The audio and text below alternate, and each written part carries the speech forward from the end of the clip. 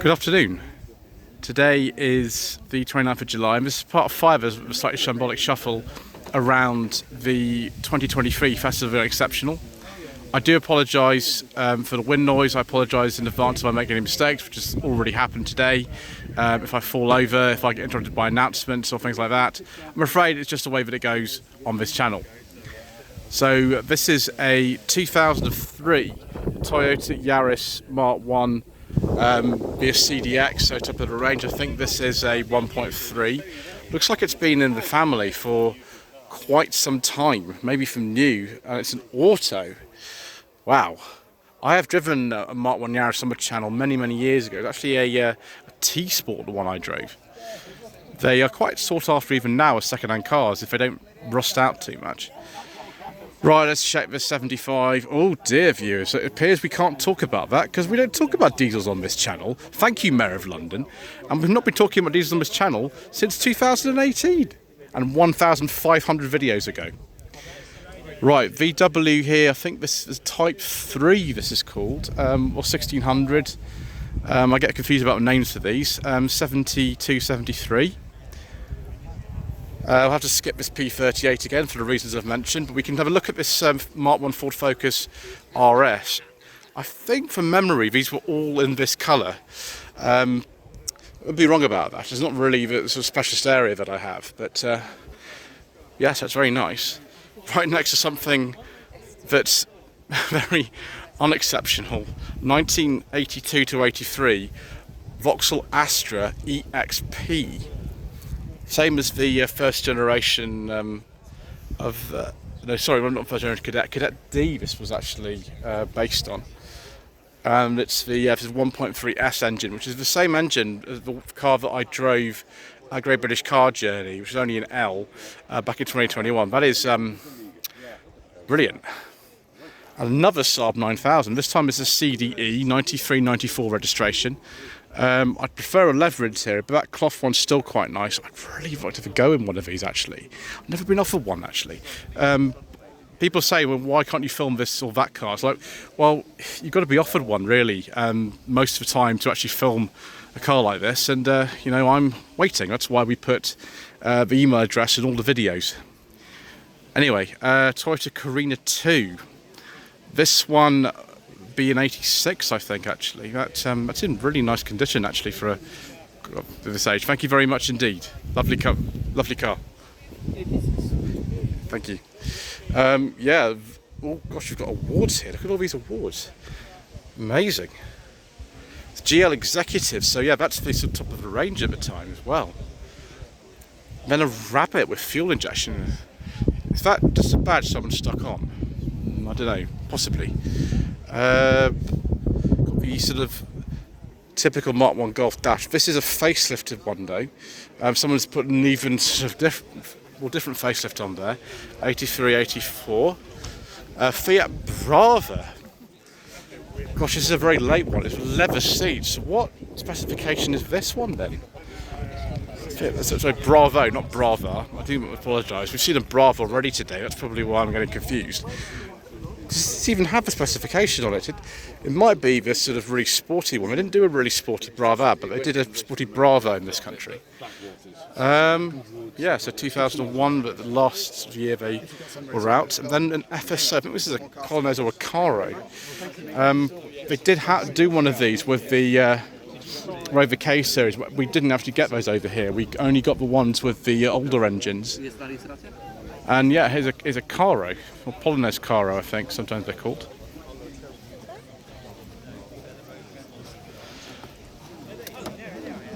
Thank you. We have 1.5 GLE. You just don't see these, do you, at all? Just don't see these.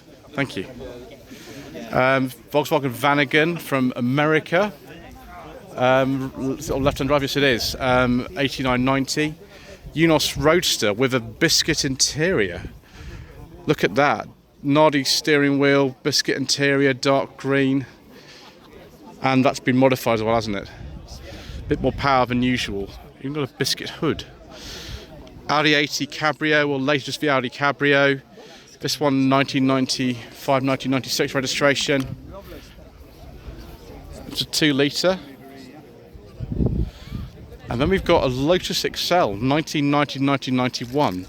And this is, it's quite a late, I think they finished around 92, these. Ooh, it's got a beige leather interior with wood. Excellent. It's very shiny, isn't it? Also shiny is this facelifted Mark I Escort. This is a 1300 XL 4-door. You don't see the 4-doors so much anymore. The 2-doors are very, very desirable. You tend to see a lot more of them at shows, but that is really nice.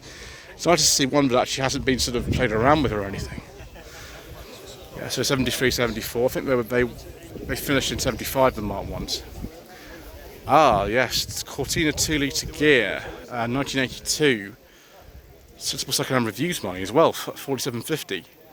81,000 miles from new, used daily for the last 3 years. Call 07873 383 106. Excellent, we've actually got a rev counter in that. That's very decadent, isn't it, viewers? So yeah, last year the Cortina was at 82, like this one. Another one of these Volkswagen vans. This one is a right-hand drive one, a Villa 3. That'll have the water-cooled engine in it actually, rather than the earlier air-cooled. I think the air-cooled one's finished in 83. Skip that Peugeot, viewers, for reasons we've already discussed. Corsa C, gosh, I forget that actually a lot of these are sort of eligible to be here now. We just don't think about them, but yeah, this is a 2004. This is the facelifted Corsa C, and that's an SXI. My former housemate had one of these for years, and I did used to drive it. It was a 1.2 twin port. Nissan Sunny N13. This is a manual one. The one I've driven actually on the channel is also a manual. 1.7D. Viewers. Uh-oh, I've been caught out, haven't I? I better get out of here. Oh, 2-door Cortina GLS. Is this a South African import or something? Probably is, because the 2-door Cortina 80s in this country were just the really basic ones, 1.3, 1.6. So that'd be a South African import, I think. And then we've got a Corolla. I think this is called the E110 Corolla. I'm not sure what year. It's a pre-facelift one of those. I've driven a post-facelift one like this, and it was really popular on the channel for some reason. And then we've got a 2000 Corsa B, a really late one. It's the 12 valve, so it's a 1 litre. Oh, well, that's nice, viewers. It's a Corolla, lovely. 1993, 1994 registration, GLI Auto. These were very expensive in comparison with like an Escort or something back in the day. I really want to drive one of these as well. I really want to. So again, it just depends if somebody offers me one. That's really all there is to say about that. K11 Micra, there's tons of these here today. This is a final facelift one, 2001 to 2 plate. This is an S model. It's not the most basic one, but do we still have windy windows in it? Yeah, we still got windy windows. Maybe you get auto-reverse cassette player, because in the most basic ones you didn't get an auto-reverse cassette player. Ooh, a Vauxhall Cavalier V6. 1993, 1994 registration. This is not the CDX, which have a leather interior, but that's still pretty good. Is that one Russia Rise Weekender? I don't know. Anyway, we've got 1992, 1993 Subaru Vivio here. This with the four-wheel drive button on top of the gear lever.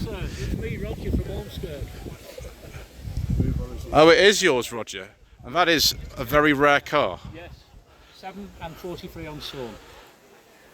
Thank you. So I paid £660 for it because the owner had a sense of humour, £1 per cc.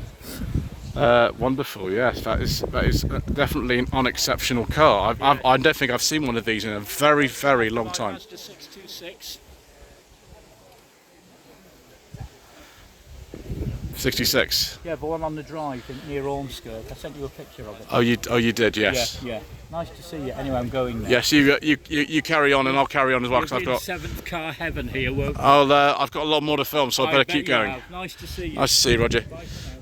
1999 to 2000 Lexus IS 200 with a leather interior. Sills on this look actually okay. With big, you can see with these as the sills rot out, and then we've got this really weird sort of dash with the sort of instruments look like a sports watch, which was very much Lexus's idea to sort of separate it out from all the other cars at the time. This car is from the Kia press fleet, as you can see from registration number. On the sort of plate there, I think this is a Mazda 2-litre petrol engine in these, from memory. I forget now. But this is a very late one. I think they finished about 2004. And of course, it's a press car, so very nice condition, 2003 to 4. If Kia UK want me to drive that, I won't say no. VW automatic. I didn't realise you get an automatic one for the bay window. Volkswagen's use. Someone's very thoughtfully put a sort of shade on there, because the day is really strange. Sometimes it's hot, sometimes it's cold, sometimes it rains, sometimes it's dry. Strange.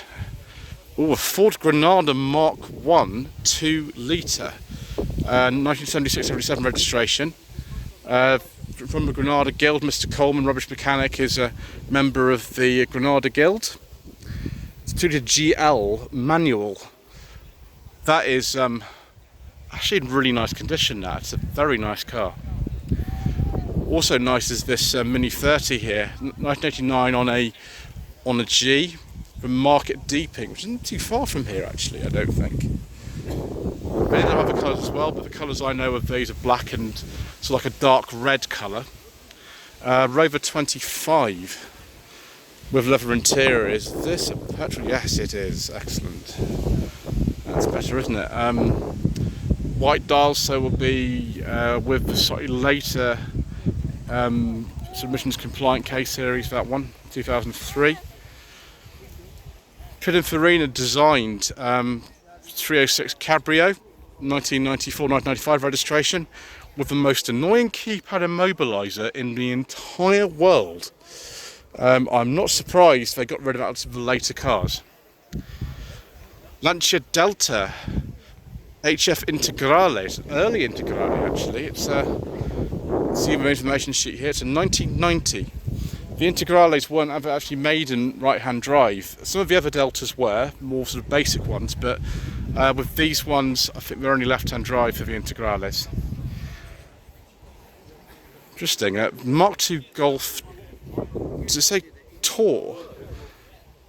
It must be a special edition of some description. It's got the E on the gear lever, noting the sort of economy drive. Citroen XM Estate 2-litre SI, excellent. Got an engine we can talk about for once, viewers. And then the Crazy Dash, which is in the early ones in particular. I really want to drive one of these actually. I think they'd be interesting. We shall have to see if that is able to happen at some point. Yeah, 92, 93 before facelift. 1980, I'd say Triumph TR8. This is a Canley built car. It's not got the boot lock from later Solihull built cars. That'll be with the 3.5 litre Rover V8 engine. And we've got a Corolla, early Corolla. Wow, look at this. Look at that tiny little engine. So this is on a P, I think. Yeah, it is on a P. So 1975-76, I should say. Gosh, it's all already going a bit crazy, and we're only in part 5. A Corolla 30, they call these, or KE30. So it's a 76. This Land Cruiser, we're going to have to maybe be a bit careful about this, viewers, because it might have an engine that we cannot discuss in it. And I think yes, it does.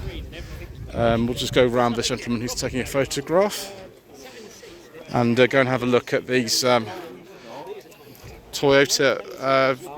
One of them's a Tercel, the one at the end though is a Sprinter Carib, I think it's called. Tercel was the name used in this country, and Ian Seabrook, I think, owned one of these briefly. can't believe we've actually got 3 of these together. That is absolutely insane. I haven't seen one of these in years, let alone 3. Goodness me. But yeah, they have 4-wheel drive. This one is, what year is that? I don't know if that's like a show plate or something on that one. That one, I think is on like an E, yeah, 87, 88. This one, I honestly don't know. Someone's modified that engine. Interesting way. This one, as far as I can remember, came from Sri Lanka. It's a Sprinter Carib. It was imported a while ago. And yeah, that is just absolutely delightful. Isn't that brilliant? Triumph Spitfire, this one here, WK Coventry plate, left-hand drive though actually. That's interesting. Oh, this is an American model. VV 1.5 engine in that. 1978-79. Triumph Vitesse, based on a very similar chassis to the Spitfire, and of course the Herald. This is a very late Vitesse. They finished actually in 1971, and this is 1771 plate. Honda Stepwagon Spada. I don't know what year this is. Who knows? I can't look at that actually. I think that looks interesting. Oh, there we go. Look, 2003 to 4. There we go. My question's been answered. And then we've got Volkswagen California here. What year this is, I don't quite know. If that's a non-personal plate, it'll be 88, 89 on an F. So it's a Vanagon again, so it'll be from the United States. And then first generation MR2 here. I think this is a facelifted one actually. Plate doesn't match the car. This has a 6-speed gearbox put in it actually. Yes, I was right, it's 87 on an E. Yeah, it is a facelifted one. And it's had a 6-speed gearbox put in it.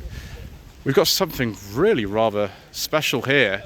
Look at this, a Fiat Strada Cabrio. So final face of former Strada. These are very, very rare cars.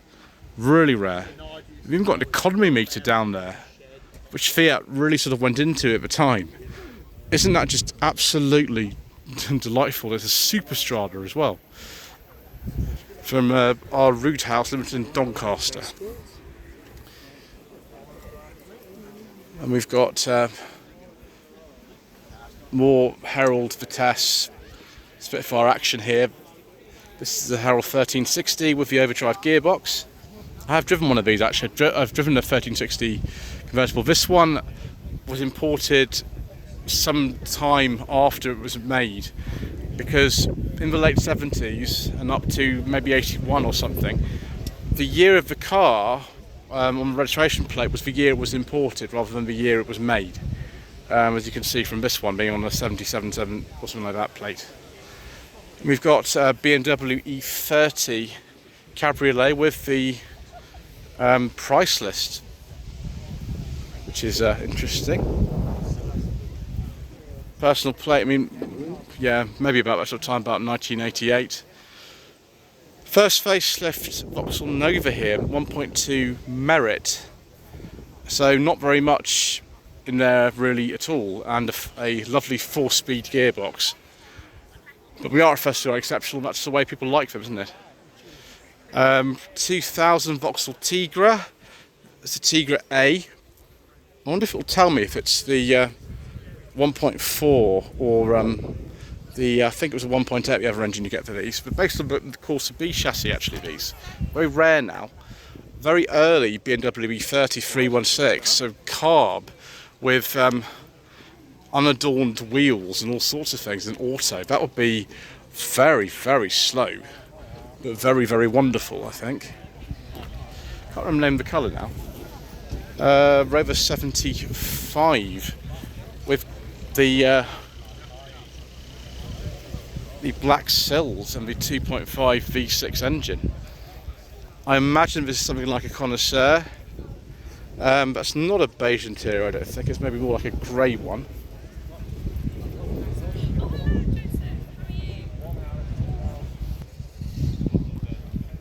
(1980 to 1981) Triumph TR8 again.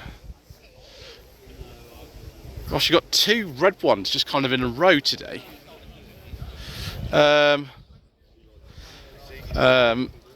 Yeah, that one's a bit different. Is this a Felicia Magic or something? Because this looks like one of the ones that's actually got the electric windows in the front. I might be wrong. I'm going to have another look at this actually. It's still got manual mirrors, but have we got? Oh my gosh, we have got electric windows. Oh wow. Viewers, that's exciting. I don't know what specification this says. It's not got a badge or anything. It says Felicia. But yeah, I've never seen one with electric windows before. That's really exciting. Yeah. Anyway, yeah, it's a 1999. 2006 to 7, a pre-facelift Saab 93 convertible with a beige leather interior. I do like a nice beige leather interior. I also very much like this 1989 to 90 Rover 414 SLI. But actually, it's a 90 because they came out in 1990, so it's a 1990. It's a very early one, and it's got windy windows in there. We have got a beige dashboard, so you know not all is lost. And this colour is interesting. It's a colour I've seen on the later SD3s, I think. So Escort Mark III, quite a low spec one, 3-door, 4-speed gearbox, 1.3L, the same specification that I filmed on the channel in 2021 actually. Not the best engine of 1.3 CVH, but yeah, nice to see it there. All the brochures out there as well. That is incredible. So it's an 85, that one. 1991, 1992 Metro 1.1C. And before you say it, viewers, yes, I know Ed Westby from Twin Camber's got one of these. And yeah, they are very, very basic indeed. Fiat Multipla Dynamic Plus. We're going to be careful about this, viewers, because a lot of these had an engine that we can't discuss in them. And so we will have to be a bit careful. That one does. This Frontera, though, is a 2.4 petrol, which I wasn't expecting. This is a sort of earlier type of Frontera without the airbags and things. These were sort of, at the time, not well regarded. They were seen as very unreliable cars, but this one seems to have lasted a number of years. So there we go. Maybe it wasn't that bad. Then we've got a Scirocco here, very late Scirocco, 1992 only if it's on a K. The GT2. I'd really quite like to have a go in a Scirocco actually. I think that would be very nice. And then we've got another Vectra 2.6 V6. Actually, Mr. Coleman's is a 2.5, so this is a later one. Facelift, it's GSI. We've actually got, for example, compared with his one, we've got a passenger airbag and a different gear lever and all kinds of other things. So that'll be, well, quite a serious car. 2006 BMW 7 Series. This is the one designed by Chris Bangle, isn't it? I forget what this one is. It's a 750 Li. It's one of the sort of most luxurious ones. Clio Mark III. I'm not sure what that's doing in here actually. It's a little bit too new. I mean, I bet they're fun. I just don't know what that's doing quite in here. This, I don't know where this 105 Campus is actually from. It's right-hand drive. Is this an Irish one or something? It probably is. It's probably an Irish plate on that one. So it's the Republic of Ireland. Excellent. And then this 106, it's a very early 106 actually, this one. This has come over from France clearly. Just kind of sort of nothing in there, 4-speed gearbox and everything. What an amazingly low spec car. And then there's another one from Republic of Ireland here. This has got like the I think in 1988 they changed the system, the plates in Ireland. This has got the earlier system on it. Wow, that is extraordinary. 1990-1991 UNOS, again, like the other one we've seen, not a kind of biscuit hood. This has got a black hood, so it's a different car, but it's still the dark green with a biscuit interior, which is very nice. And the headrest with the speakers as well, of course, and wood. Brilliant. This is what we like. Then, of course, we've got this 2002 Audi A2, which, yes, I have been offered this for a review. I am very much looking forward to filming this next month. This is in daily use, this car. We've got some lacquer peel on it, but actually that looks quite good. These are sort of quite undervalued in my opinion. They really should be worth a bit more than they actually are. That is, that's quite nice. 1993-1994 Vauxhall Cavalier Mark III. I think this might be like a club or something, I don't know. Whatever that badge on the side there means, I don't know. It's not got an engine capacity badge or anything, so not sure. I've just skipped the Kangoo, I'm afraid, viewers, and then go straight on to this Volvo 940. How many of these have we seen so far? About 5. We've certainly seen a lot of them. It's a GLE 2.4. 2.4.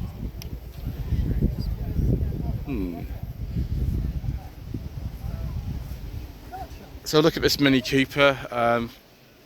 Yeah, this is a Mark 6 Mini Cooper. The later ones are a Mark 7. You can tell by the steering wheel actually and some other changes that they made. Don't know what year that is though. Ooh, a very early K11 Micra. This is Super S or something. Oh, it is. It's a 93. Gosh, it's a very early one. Former concourse entrant. Ah, another 940, 2.3 red block. Like these wheels. These wheels are very nice. Later 5-speed manual in it. About this sort of time, 95, 96, they changed the gearbox, I think. And then we've got another Mark III Fiesta. This is one of the most common cars here at the moment, actually. There's a lot of these here. 91, 92. Then Rover 100, 1997, 1998. Sort of contrast to the early Metros that are actually in the concourse section. And then you can see this one is 114 SLI. I think the SLI sometimes still have windy windows, and it does. It's not got an airbag. They kind of de-spec'd the Rover 100s they went on, which is really weird. There's a gentleman here that I see sometimes. This is a 1990 or 1991 Rover 214S. It's the most basic R8 of all. There's no wood trim in this car. It's on a carb. It's only got hubcaps or wheel trims. It's got no electric windows. But some of you will think that's the most amazing thing ever. Certainly an event like this, that is the right car to come in. 1999 Volkswagen Golf Mark IV Cabrio, third one of these we've seen today. This is quite a nice one actually, it's a nice spec, a 2-litre something. Ooh, V6 24 valve, Mondeo Mark I gear. Viewers, that's nice, and it's got an Essex plate on it as well, so it might have been owned by Ford UK. Look at that Nokia on the passenger seat there. I think that's about right for the car, so 95, 96. I prefer a leather interior, but that will do. Suzuki Alto Works, I think this one is. K-Works. K-Works, thank you very much. It looks a bit like an Alto, but it's a K-Works. Japanese domestic market, of course, we didn't sell them over here. But they did ever sell these at Lexus RX 350, so it's not a hybrid one, this one. It's just a normal standard one. 2006. I suppose it is sort of approaching the kind of time when these appear at this sort of show like this.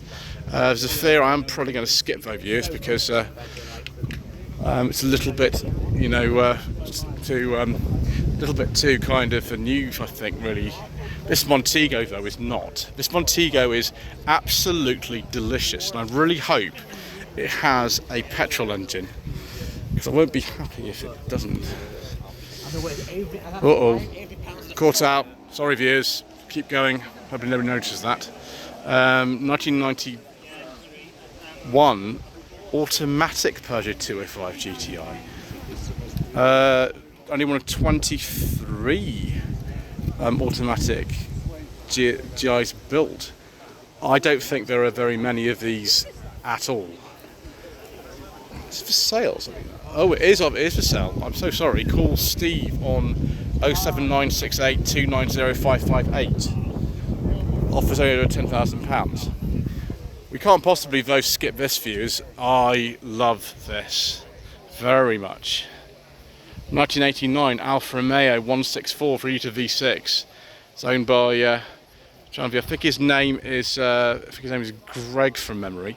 There's no trim level on this, and I drove this May 2022, and it was absolutely amazing. They don't necessarily handle the best because of the torque steer, but apart from that, amazing. And then proper view to a kill spec. 1985-86 Renault 11 TXE Electronique, and yeah, we've got all kinds of hi-fi stereo amplifiers and all kinds of exciting things. I think it's got a digi dash in it, talking dash, all kinds of exciting bits and pieces. Fantastic. Renault Twingo 1999 to 2000 registration. Hello to Car Manic on Instagram. Face of the wonder. Audi 100.